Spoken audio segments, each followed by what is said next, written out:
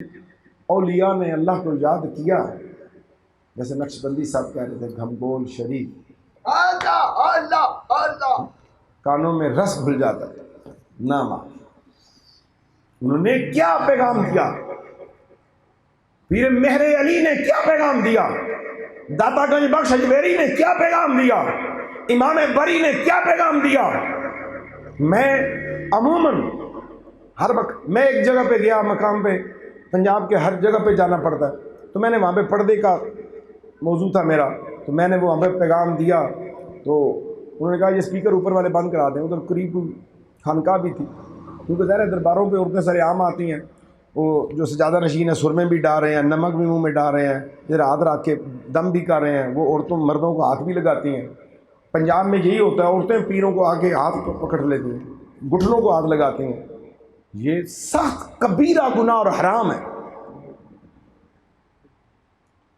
بانی محفل کو نے کہا جی آئندہ ان کو نہ بلانا، یہ تو بڑی پردے کے ہمارے، تو یہ سسٹم بند ہو جائے گا۔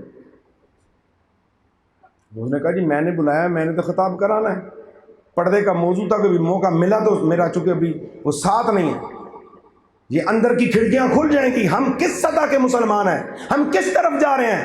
ایک نابینا صحابی کا واقعہ آپ کے سامنے بیان کرتا ہوں، حضرت عبداللہ ابن مکتوم رضی اللہ تعالیٰ عنہ، اور میرے آقا صلی اللہ علیہ وسلم تشریف فرما ہے، اور آپ کی ازواج جو امت کی مائیں ہیں، بہت مقام ہے سیدہ عائشہ صدیقہ رضی اللہ تعالیٰ عنہ، جناب ام سلمہ رضی اللہ تعالیٰ عنہ، تمام ازواج مطہرات۔ تو میرے حضور صلی اللہ علیہ وسلم نے فرمایا میرا صحابی آ گیا، اندر چلی جاؤ۔ تو آپ فرماتی ہیں یہ تو اندھا ہے، صحابی سے نظر کچھ نہیں آتا۔ میرے آقا نے فرمایا مسلمانوں تاریخی جملہ ہے، اور یہ بڑی خاص مومن کو نعمت دے کے ہے میرے نبی۔ میرے آقا فرماتے ہیں یہ تو اندھا ہے لیکن تم تو اندھی نہیں۔ امت کی مائیں جن کے قصیدے قرآن پڑھ رہا ہے،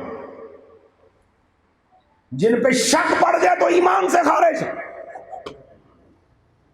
وہ مقدس بیویاں ہیں جن کے گھروں میں وحی نازل ہوتی ہے،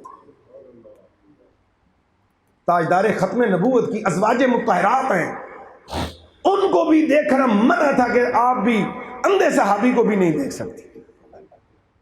مزید ویڈیوز دیکھنے کے لیے محمدی رونی قافلہ کے آفیشیل چینل کو سبسکرائب کریں اور بیل آئیکن کو پریس کریں۔